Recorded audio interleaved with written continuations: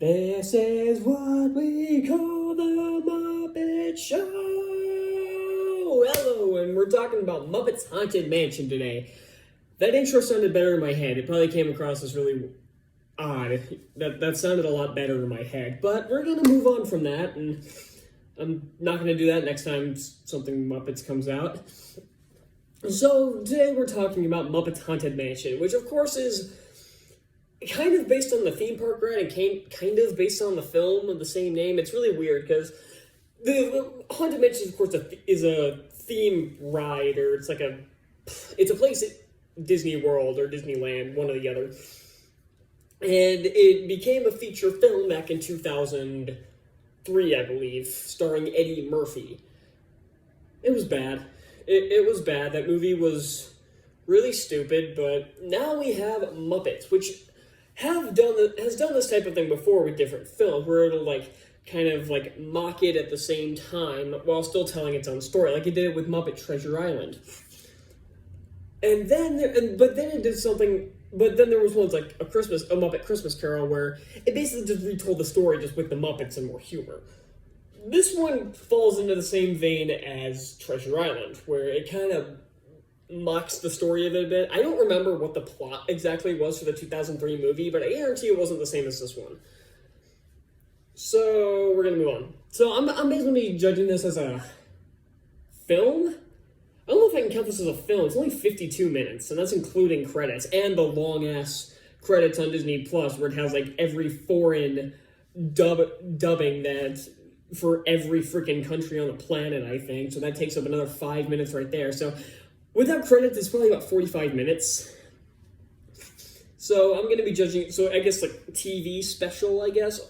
I probably won't include this I did include this on my films list of ones to watch because I thought it was going to be a feature length. I thought it was going to be about an hour and a half because I did see, because when I looked at the runtime, different websites gave me conflicting information. Some of them told me that it was under an hour. It was 50 minutes. Some told me it was an hour on the dot, and some told me it was an hour and a half. So I put it down as a film, and I don't think I can count this because, like I said, it's not even feature length. It's half feature length. Feature length would have to be at least an hour. Nowadays is generally at least an hour and a half. You can have shorter, but not too much shorter. And 50 minutes ain't gonna cut it. So this is a TV special. This is not a film. And and Disney Plus has been kind of hit and miss, especially last year. They produced some pretty good films. They produced Safety, which was pretty good, and what was it? It was Magic Camp, which was okay. But then they had Mulan and Secret Society, and they were both awful. And this year, most of the stuff they've had have been premium releases as well, premiere access that I've seen with Black Widow, which I saw in the theaters, and Jungle Cruise, which was mediocre at best. So Disney Plus has some upcoming films that are intriguing, at least, so we'll see how those turn out, with Home Sweet Home Alone having a trailer recently. I'm going to talk about that in a Disney rant that I'm going to do. I did one last year, so let's do one this year. But I'm getting sidetracked again. Let's talk about Muppets Haunted Mansion. The plot of this revolves around Gonzo the Great and Pepe the King Prawn.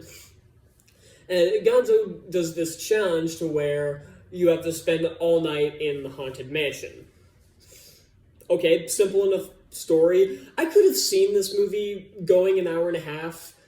I feel like it would have had to drag itself a bit to get there. I think an hour. If they wanted to make this a full film, I think they could have, but I think this fits where it is. So it of course has all the Muppets here. I can tell Kermit has a different voice actor. Something about him just sounds different.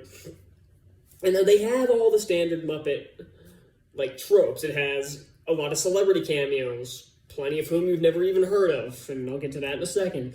It has a few songs. It of course has all the Muppets there, even though all the other Muppets are at a Halloween party, and they show up as ghosts, of course, like they show in the trailer.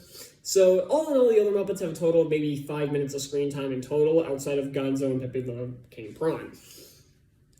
So yeah, it's an okay premise for this special, and honestly, the trailer gave me some high hopes for it. It actually looked pretty interesting. So Yeah, one thing that's always been a staple of the Muppets is the celebrity cameos. It shows because they always had a celebrity guest on the shows, so of course they're going to have a bunch of celebrity cameos throughout the films. The Muppets movie back in 2011 and the Muppets Most Wanted in 2014 definitely had that distinction. Like 2011's had Jack Black, who was there, who like got kidnapped by everybody. It was like Rashida Jones or whatever her name was a producer, I think, and it had all these others showed up. And then in Muppets Most Wanted, it was Tina Fey, there was Ross Lynch, there was, I think Usher showed up at some point. So, yeah, that's a staple of the Muppets. And here, we get Will Arnett. He's not much of a cameo. He's actually a full-out character, and I'll get to who he is in a bit. And I like Will Arnett. He's funny. I liked him in the Ninja Turtles movies, and as Lego Batman, he does fine. I'm not a huge fan of Lego movies, as you might know, but he does fine in it. So I like Will Arnett. He does pretty good here. All the other ones I have either heard of and don't really care about or don't like. And the ones I don't like, I'm not even going to talk about them because they don't deserve to be talked about. Or it's just ones I've never heard of. Like Pepe meets this guy, kind of looks like Jim Carrey. It's not. But he kind of looks like Jim Carrey, and it's used for a thing where Pepe thinks he's going to a party. He's gonna look for like a bunch of famous people and stuff, and he of course meets this guy. And this guy like kind of freaks him out by like transforming into something. I knew it was going to happen. It's still kind of scary. It's still kind of spooky. I'm like, oh shit. Because it was more because it was loud more than it was actually scary. Because it was just bam like that, and it's like, holy shit. I don't know what it was, really. It was some kind of purple creature thing. Like a pterodactyl head? I don't know. It was something like that. But like I said, the guy I'd never even heard of. So that's true for a lot of celebrity cameos. So I saw the names in the credits, I'm like, who? But yeah. And then Pepe ends up getting seduced by this one woman who... I've seen the celebrity before, but I can't remember her name. And it's weird, but it's fine. It's a way to give Pepe something to do, at least.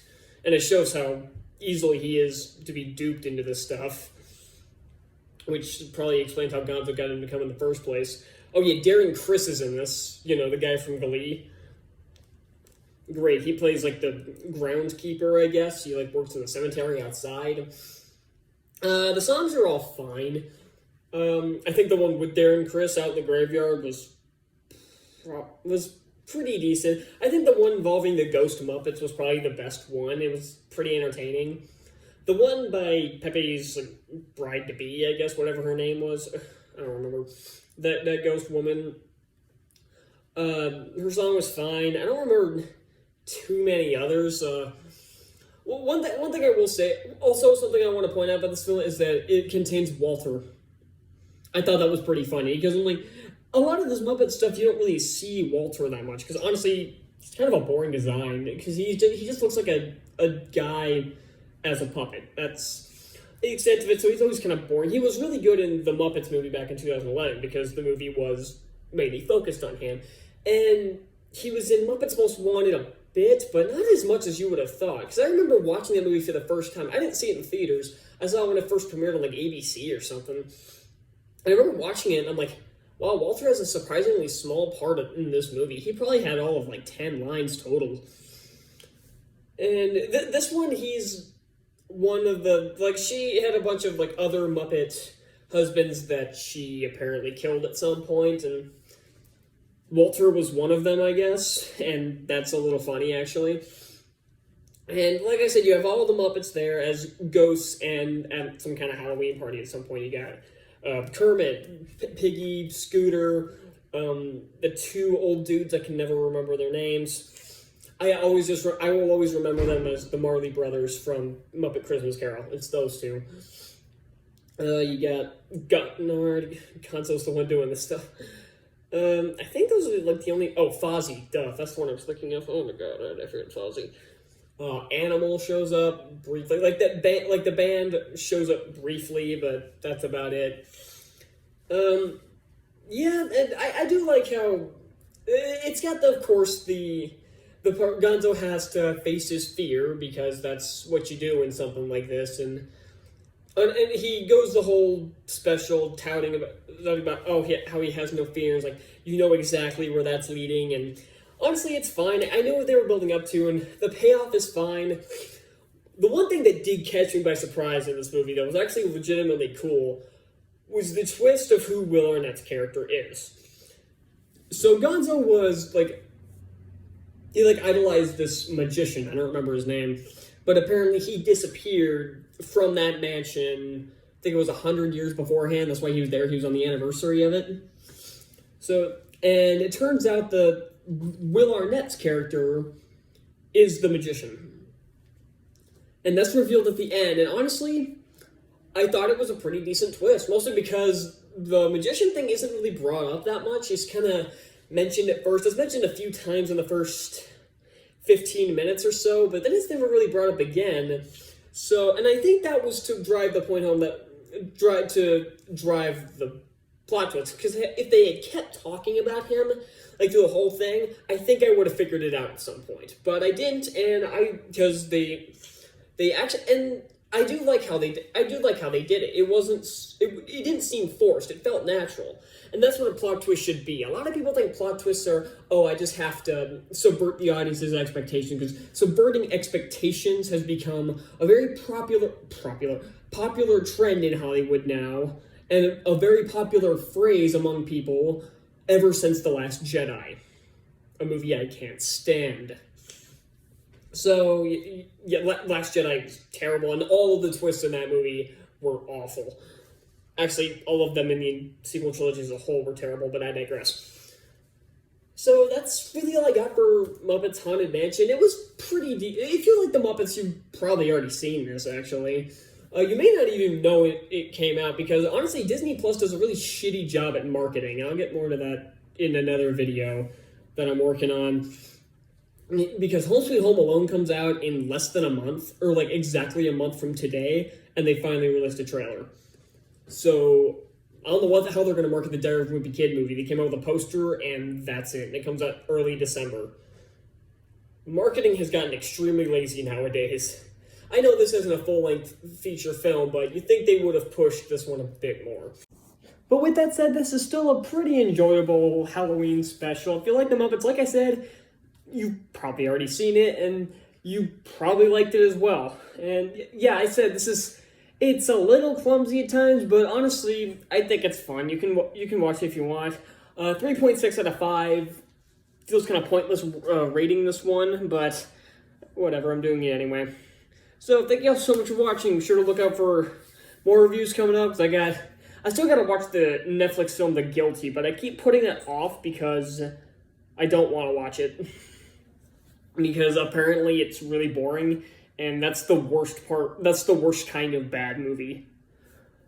So yeah, I've got a review for Halloween Kills coming out next week. I may do a second look at Dune, because it hits HBO Max the same day it comes into theaters, so I can watch it for free again. Because like I saw an early screening of it. I'm like, this is really good. The more and more I think about it, the less good it gets. So I'm gonna have to see what my thoughts are just watching it at home. So that's all I got. And now I have to go watch the Injustice animated movie.